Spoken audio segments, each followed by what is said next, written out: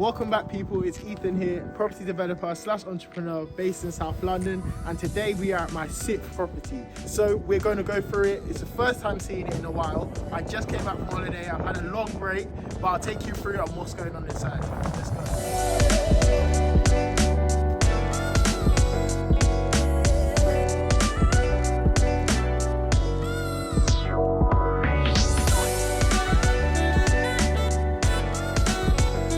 So this is another 1 to 2 bedroom conversion. So we're in SE26, Sydenham. It's a split level apartment. So I'll take you guys through what I kind of look for in this type of project, what we're gonna do with it. So let's head over into the front room.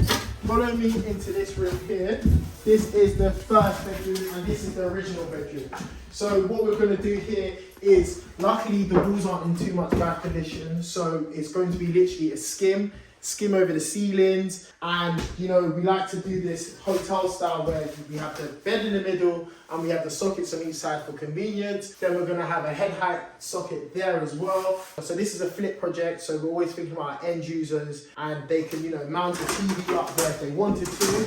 With the ceiling again, going to skim the ceiling. We're not going for spotlights in this, mainly because of the last project we had. You guys will remember that Penge Road, we went for those, you know, nice LED type of lights. And I think that made a really good effect and it was really cost effective as well. So we're going to use that again for this. And it will save us on some wiring. Head over into this room here. So as we come across here, we have our bathroom. Look into the bathroom. This one was a bit weird because I wasn't even in the country during the time that they was, you know, stripping it out. So I was just getting videos and stuff and updates. But yeah, there was no insulation in any of the walls. As you can see, that's going to add to the cost of things, but it is what it is. Making sure that you have that 10% contingency when you're doing a refurb like this. The style we're going to go for, we're literally going to go shower on this wall here, and it's going to be a shower bath. We're going to have a floating sink here with our LED mirror. You know, we like an illuminating mirror. It's the little things that make a big difference as well. And we're going to have the towel rad on this side of things. And yeah, going to have the toilet in the same. So luckily for this one, like, plumbing is kept very, very simple. We didn't want to overcomplicate it with the plumbing, just keeping it as cost effective as possible, because with these projects, the main thing is that you want to be in and out. If you're doing a 1 to 2 bedroom conversion, you don't want to be doing too much because it kind of defeats the whole point of it. You want to be in and out. And I'll take you guys through my budget as well for this. But I'll wait for that and take you guys through the budget. Let me show you what happened here. You never know what you really have until you have a strip out. When you have a full strip out, that's when you realize what your costs really are. So that contingency is very important because we didn't see this until we started peeling the wallpaper on it. As you can see, it had rotten because of a leak and someone had done a bodged job. So we had to get a roofer to come fix the leak in, and that was extra cost. But you know, more money, more problems. Let's go into here. So this is the original kitchen. This is around 8.8 meters squared. As I said in my previous video as well, I like to keep them at least 8 to 9 meters squared so that it makes, you know, a small double bedroom, to say the least, to make sure that, you know, when you are getting on the market for a 2 bedroom, you are getting that upper value of it, and you know, people actually can use the bedroom, because you don't want to create such a small bedroom and such a small product where it's cramped. We're making good products here only. What's going to happen is we've completely stripped it out. The bed is going to go across here, and we're going to have a socket on this side. As you can see, socket here because the headboard's going to go there, and we're going to have a socket on this side because we're being quite creative with the space with this. Actually, what we're going to do is, this boiler was meant to move, but now it's staying, and the reason why it's staying, I'll take you guys through it. I wanted to move it out, but because of the plumbing and the way the pipes are, it makes it easier. But keeping it is not a big deal. You are allowed to have boilers in rooms. The only thing is, with the building control, is to just make sure that it's in a fireboarded cupboard. As long as it's in a fireboarded cupboard and you've got a carbon monoxide in that room, then it should be fine, which is what we're going to be doing. At the moment, what's been happening is we've got our first fixes going on. So we'll have the wiring for that being done. So it all has to be interlinked as well, and integrated and hardwired.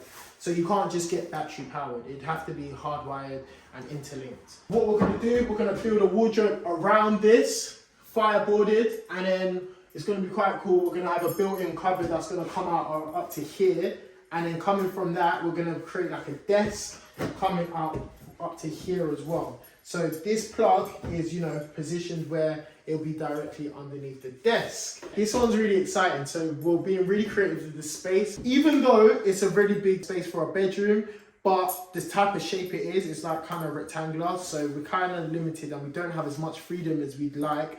But yeah, we're making the best of it. And then of course, radiator is going to be underneath the window here. So yeah, moving on to the final room, guys. This is definitely going to be the room, mainly because of the fact that the kitchen's going here. This is a big space as well. As soon as I came here when I was viewing it, so I viewed this back in May last year. Didn't complete around the 20th of December, mainly because of solicitors and yeah, headaches. But didn't complete around the 20th of December. And now we're here starting the refurb, so the full strip's been done and now we're doing the first fixing. When I first came in here, there's a window, you won't be able to see, but it's blocked up, but there's a window here. How the kitchen is going to be is we're going to have like an L-shaped kitchen.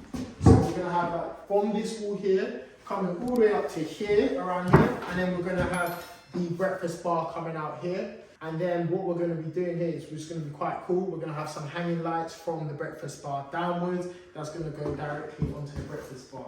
Maybe, I'm not even going to make any promises, but hopefully I'll be able to put like a picture on the screen and show you kind of what it's going to look like. But it's really cool. We had ideas from the architect, but we ended up calling Howdens in, and then when they came in, we kind of saw a couple options that better suited the kitchen. So moving on to the living space here. The good thing about that is like the breakfast is going to separate the kitchen from like the living space here.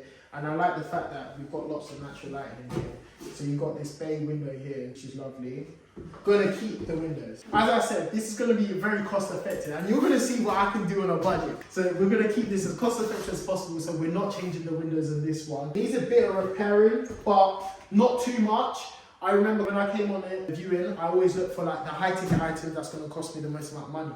So that's going to be things like your windows, you're going to be your boiling, whether your boiler, whether it needs a first fix, a full rewire, plumbing, etc. But when I came, I saw they were double glazed. I was like, considering it's double glazed, you might as well keep it, repair it, and just making sure that, you know, around the windowsill is like completely fine, because as long as the windowsill and stuff is good and it's in good order, then we should be good to go.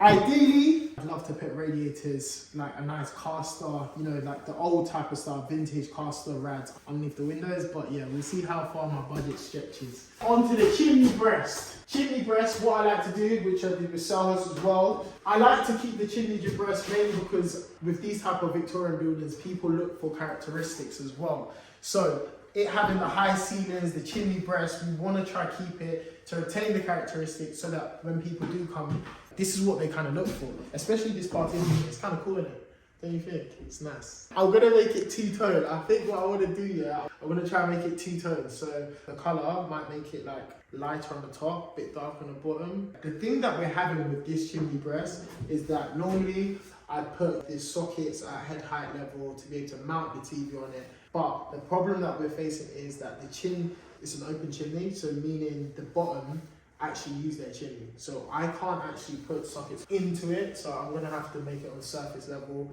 But you're gonna see what we're gonna do something really cool. You're not gonna see the sockets, but it's gonna look really cool. I'm gonna have to put the plus sockets on top of the chimney breast, but we're gonna do some, I'm not gonna tell you what we're gonna do. You're gonna see what we're gonna do, because it's gonna be quite cool. Then onto this wall here, final wall. This is where the rad is supposed to go, but to be confirmed. Because the thing is, you want to really put your rads in places where you're not taking up too much space. Because how you see it is that when you put a rad, it's kind of like a wasted wall. And what I mean by that is that you're kind of limited for what you can do on that wall. So as you can see here as well, this is going to need a fire door. All of that's been stripped off. We're going to need some new FD30s and making sure, yeah, it's a full-on fire door.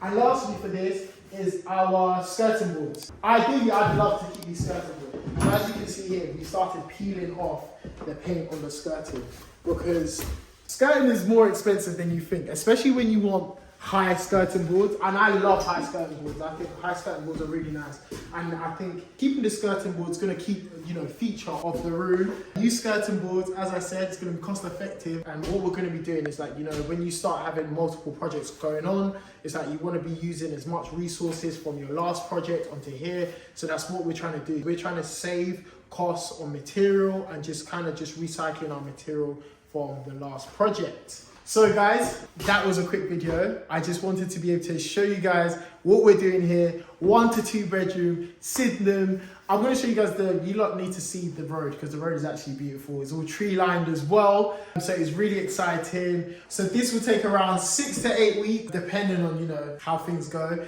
And hopefully, right now it's the 18th of January, and I'm coming back hopefully by the end of February to tell you guys that this refurb is fully complete and ready for the market. So the first exit off the bridge would be for a sell. But in this current market, it's a buyer's market, and I'm not ready to, you know, sell and lose money.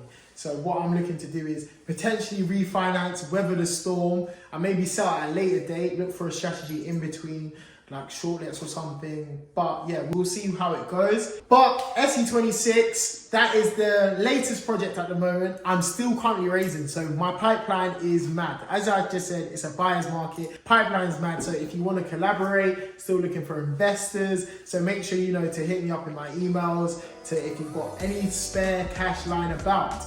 I'm ready to work. But yeah, any joint venture partners, I'm all for that as well. All right, guys, I hope you found this video of value. If you have any more questions, make sure you connect with me on Instagram at EthanXHammond. But if you're really trying to execute this and bounce ideas, make sure you join my mastermind group. And to do that, just check out my website at ethanhammond.co.uk. So that's it for today. Make sure you like, comment, and subscribe, and I'll catch you in the next video.